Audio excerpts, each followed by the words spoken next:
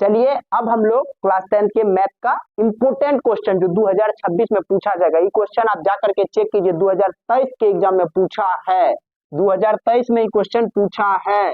और आपको हम गारंटी दिलाते हैं, आप यदि इस चैनल पे जुड़े हुए हैं तो आपको टॉपर बनने से कोई नहीं रोक सकता है। खाली बढ़िया से आप लोग देख लीजिए, है ना।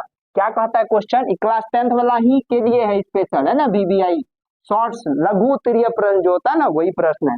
क्या कहता है देखिए, द्विघात समीकरण इतना इतना इतना का विवेचक ज्ञात करे। विवेचक का एक और नाम होता है नुनू, विविक्तर। विविक्तर या विवेचक, विविक्तर या विवेचक, इसको हम लोग डिस्क्रिमिनेंट कहते हैं, जिसको डी से डिनोट किया जाता है। किससे डिनोट किया जाता है? डी से। डी बराबर एक फॉर्मूला होता है, बी स्क्वायर माइनस 4ac। क्या होता है बउआ? बी स्क्वायर माइनस 4ac, आपको याद रखना है। अभी हम जस्ट आपको बताए थे कैसे करके इसमें चुनना है, पिछले वाले वीडियो में बताए थे।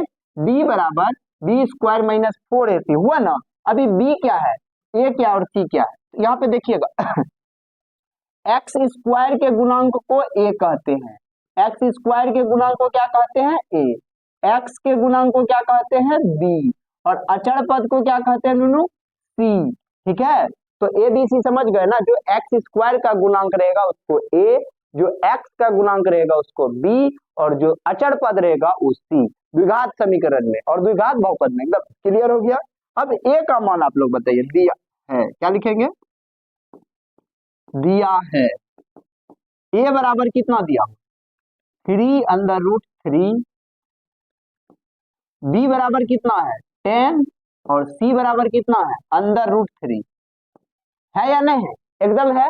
तो क्या निकालना है? विविक्तर। विविक्तर को किससे डिनोट करते हैं? डी से। तो डी बराबर क्या हो जाएगा? B square minus 4ac। हो गया या नहीं हो गया? अब नुनू देखो b का वैल्यू कितना है, तो कहोगे सर 10 है, स्क्वायर हो 4। a का मान कितना है? 3 अंडर रूट, और c का मान कितना है? Under root 3।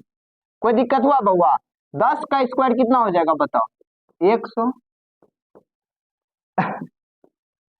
10 का स्क्वायर कितना हो गया? 100 माइनस, अब यहाँ पे देखो 4, यहाँ पे आप मल्टीप्लाई करने के लिए समझिएगा, रूट 3 को रूट 3 से मल्टीप्लाई करेंगे तो 3 हो जाएगा।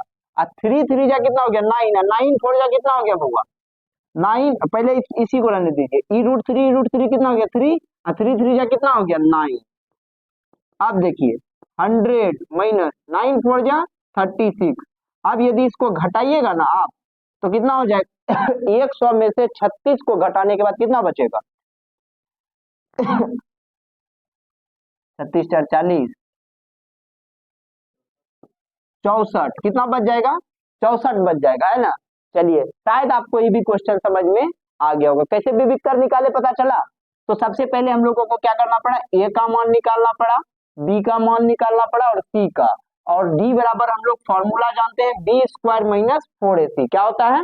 B square minus 4ac। और ए बी सी को यहाँ पे लिख दिए, कैसे लिखे आपको पता चला ना। जो एक्स स्क्वायर का गुणांक रहेगा, एक्स स्क्वायर का गुणांक a, एक्स का गुणांक b, और अचर पद जब रहेगा वो क्या हो जाएगा नुनू? c हो जाएगा। वो क्या हो जाएगा नुनू? c हो जाएगा। समझ गए? और फॉर्मूला क्या लगा दिए? d बराबर बी स्क्वायर माइनस 4ac। खटाक से हम लोगों का आंसर आ गया, d का मान 64 यानी 64। कोनो दिक्कत हुआ आपको समझने में? एक को जरा सा समझने में दिक्कत हुआ नहीं हुआ होगा। अब हम लोग अगला क्वेश्चन में मिलते हैं।